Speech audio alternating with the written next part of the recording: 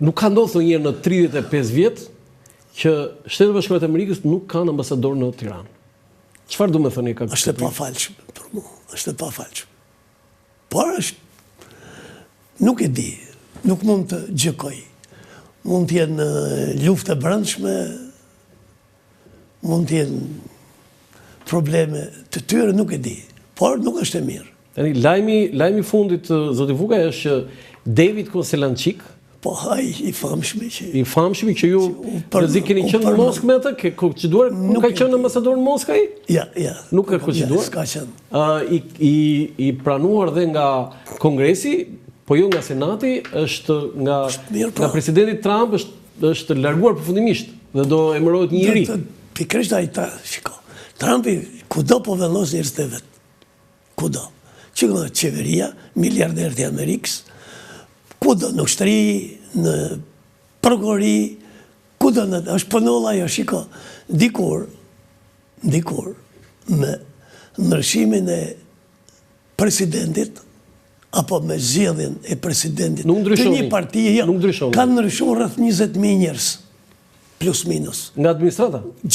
Flas nga administrata. Administrata ka 2.4 milion punonjës. Një minut pra kanë dikur flas. Vinte njëri, ikte tjetër, rreth 20.000 ndryshoni. Asgjë. Tani, vetëm shërbimin diplomatik që ka Amerika diku në rreth 70.000 vet jashtë, kërkon me i ndryshu në shumicë. Çfarë do të thënë është kjo? I paparashikueshëm. Paparashikueshëm. Tani, te pyetja parë që bota. Kjo që po ndodh sot në botë, po përmës shumë koncepte që kemi pas deri tash për demokracinë. A është demokraci kjo që po ndodh? Apo të pyesum ty si analist, si gazetar, si opinionist. A është demokraci?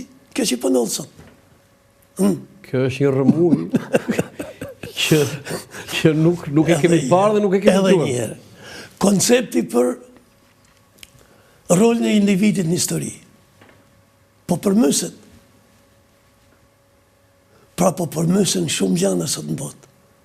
Jemi drejt një rendi të ri? Veçanën nuk mund të jetë kë. Ku një të vendos për gjithë shka. Nuk. Sepse gjithsesi do të vi një moment që edhe brenda tyre do të ketë kundërshtime. Do të vi momenti. Po bëni një parashikim, kam përshtypjen që ky do jetë më i saktë. Edhe një herë do të ketë, sepse bjeri njënit, bjeri tjetër, bjeri stop, do vi një moment. Kjo është historia. Dhe është vetëm fillimi. Kjo është jeta. Edhe diktatorët më të ashpër që njeh bota e kanë pas një shtab, një biro politike, një komitet qendror. Qoftë edhe formal, ndërsa këtu s'ka fare. Sot lexova gazetat ruse para se marrë këtu hapa, që ka të re. Rusët shkrushin sot kështu që Trumpi u tërhoq nga dhënia e informacioneve Ukrainës. Kishte lënë dikun një grëmç. Edhe Rusë me herë u tërhoq. Ato do të me justifiku dhe krimet e dhahtarshme që i bën 2 ditë e fundit, mas asaj që tha Trumpi. Por, sot e kishin gazetat ruse.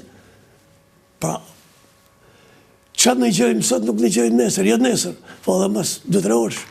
Po Shqipëria, mbrojtja jonë në gjithë të histori, se ju keni qenë ministri mbrojtjes, zoti Vukaj, çfarë bëri gabim, po më rëndësishme çfarë duhet bëj?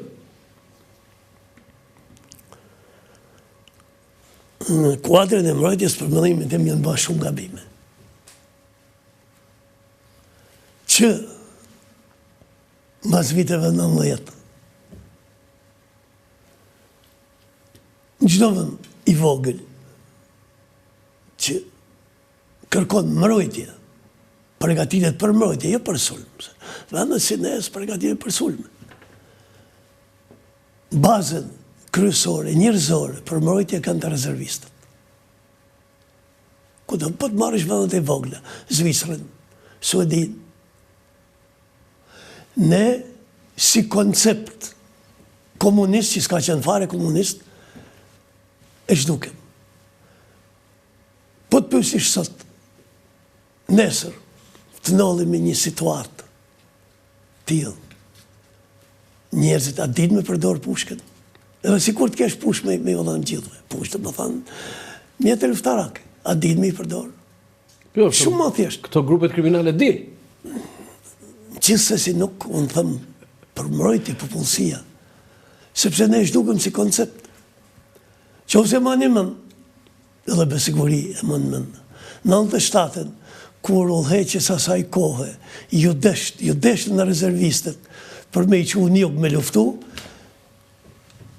qonin letra, nuk vinin rezervistët.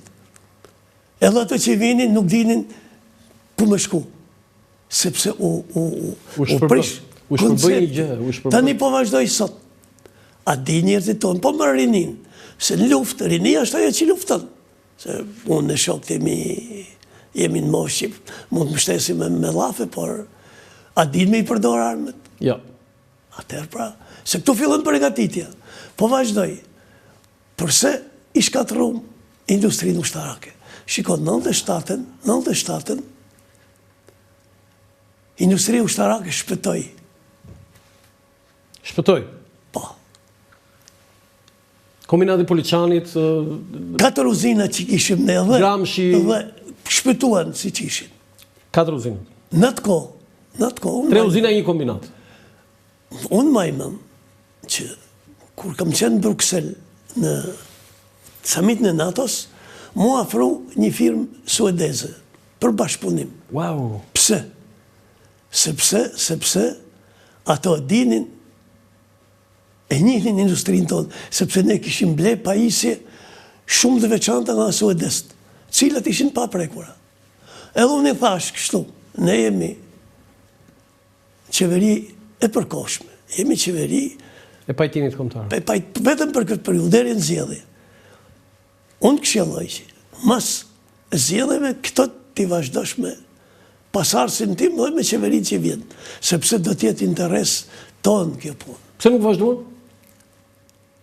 Shqip pislajqet. E kujt? Për njerëzve tonë. Të socializve? Po pse? Nga kemi dalë ne socialistë, nga këtë popull kemi dalë.